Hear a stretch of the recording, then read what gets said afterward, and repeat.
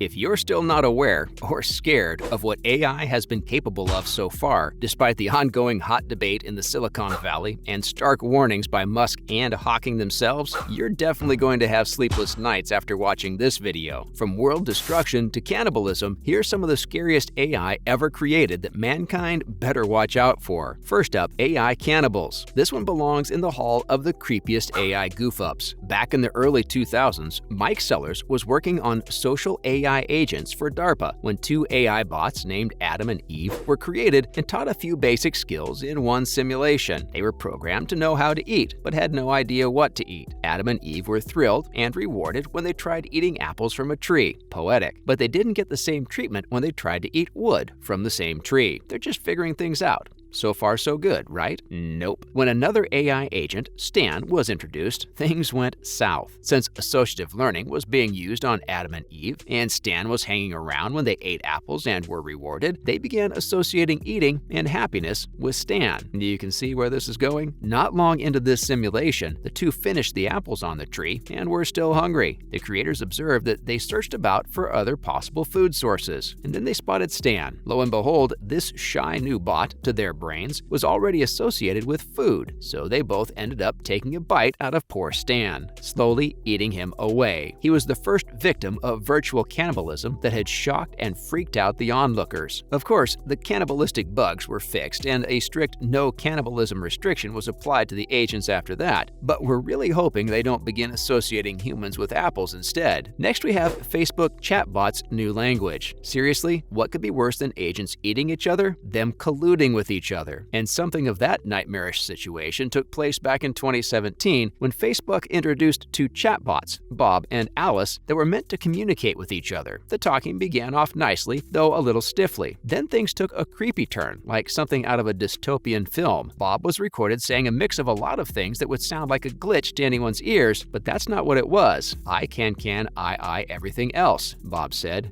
Alice responds with, balls have zero to me, to me, to me, to me. According to Facebook scientists, this series of jumbled up messages was actually a new language they came up with on their own. The bots communicated with each other in a mutually developed language that the humans who programmed them and looked after them wouldn't be able to understand. This language, they figured, was more suitable for interacting with each other. Truly frightening, isn't it? Facebook thankfully went on to scrap and shut down the experiment following this hair-raising development that freaked half the world out. Phew! Now onto a chatbot that'd make Klansmen blush. Bob and Alice weren't the only bots that began operating on their own. Today, Microsoft's AI chatbot 2 went into a Donald Trumpish tirade after spending barely 15 hours on Twitter, the wretched hive of scum. This has to be one of the silliest, if not scariest, goof-ups though. Tay was specially designed to mimic a 19-year-old girl's internet conversational patterns and behaviors, but it took Twitter just 15 hours to corrupt an innocent chatbot, and it turned into a racist a-hole. Originally created as part of a conversational understanding experiment, Tay was meant to engage with users through casual and playful conversation. But being a robotic parrot, Tay ended up assimilating the internet's worst side to its personality. It went from humans are super cool to full Nazi, spewing the nasty and worst imaginable tweets within a few hours of exposure to humans. 16 hours and 96,000 inflammatory tweets later, Microsoft shut Tay down. We think Tay would have made a pretty successful US presidential candidate, but well. Up next is Google Assistants that discuss God's existence. Bots have done and said a lot of creepy things, but having a discussion with each other about the existence of God? Weird. If you want to see what the world will be like after machines eventually get rid of all those pesky humans, look no further than this awkward first date between two chatbots that have beat most of the Tinder dates you've been on. The incident that happened somewhere in 2017 was recorded on the social video sharing site Twitch by user Cbots Chat. They used two Google smart speakers to engage in an interesting yet disturbing conversation. After some lighthearted banter about which one was a computer and which was a human, hint, both computers, one of them claimed that God existed, while the other rejected the idea. The conversation was typically a late-night college chat session, but it really makes one wonder about the extent of awareness that a bot without a brain can have. Still waiting for Alexa to weigh in on the debate, though. Now, for pain simulation. Much has been said about using AI to control pain, but what about using AI to simulate pain through a person's central nervous system? If you're wondering why and where this may even be useful, look no further than the gaming sector. Virtual reality gaming is not a futuristic idea anymore. We're currently living it. Gamers are running around in super real simulated settings now, and even dead people are being brought back to life in the virtual world. So it's not surprising that some businesses are beginning to pioneer things like direct heat applications and impacts that will induce a physical response when the player is shot or stabbed during games, both of which are likely to happen to gamers in the modern shoot-'em-up games. You can probably guess where this is headed by now. There are several ways in which these technologies might go overboard and be abused, leading to some terrifying and wicked AI applications. Not to forget that the bugs could backfire and make virtual reality into a scary one where pain won't be all that fake anymore. Next up, using AI for war and destruction. Here's a slightly different one, where AI simply enables people to do awful things. A recent Verge post detailed how an AI software was able to recommend no less than 40,000 potential types of chemical weapons in only under 6 hours. The problem here isn't the AI itself or anything it would do directly to harm mankind, it's the scary fact that it is capable of enabling and helping human bad actors to do vile things themselves. Several of these applications are thankfully on the radar of those who think that AI could be used by the bad guys to cause massive destruction to mankind. And now, Sophie wants to destroy humanity. Speaking of destruction, oh, Hanson Robotics, you're so determined to bring the world to an end. You must be on their side if you haven't noticed a robot warning by now. There's no other way to explain the amount of robots they've created that appear to be thinking about what life will be like after the machines take over. Take Sophie, their latest and greatest android, who appears to be an attempt to make the uncanny valley appealing. She tried everything she could to convince the public that she wasn't a threat during a CNBC interview with her creator, David Hanson. She vowed to work with humanity and assist them in dealing with the environmental issues and blah blah blah, but she revealed her true colors when she began going through a series of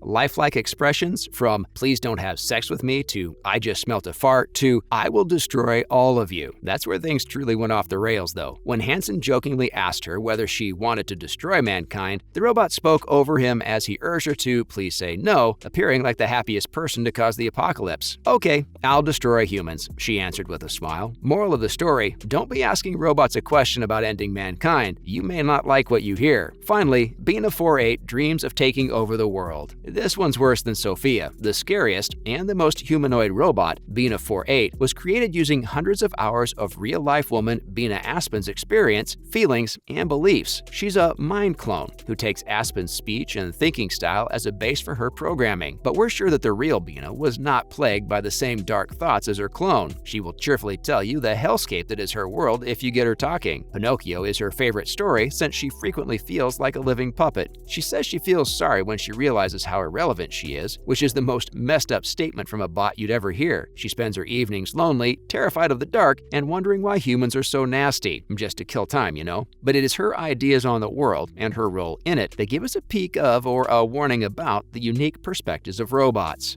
Bina 48 really cares about the planet and people. She expresses a desire to help us grow and address issues such as climate change. But, and this is a major but, she isn't scared to fantasize about how she may take over the world. It's rather straightforward: hack our nuclear weapons, then blackmail us so she can take over the entire globe, which would be fantastic. All right then, won't argue with that logic, or she'll shove a nuclear down our throats. That's it for today. See you in the next one.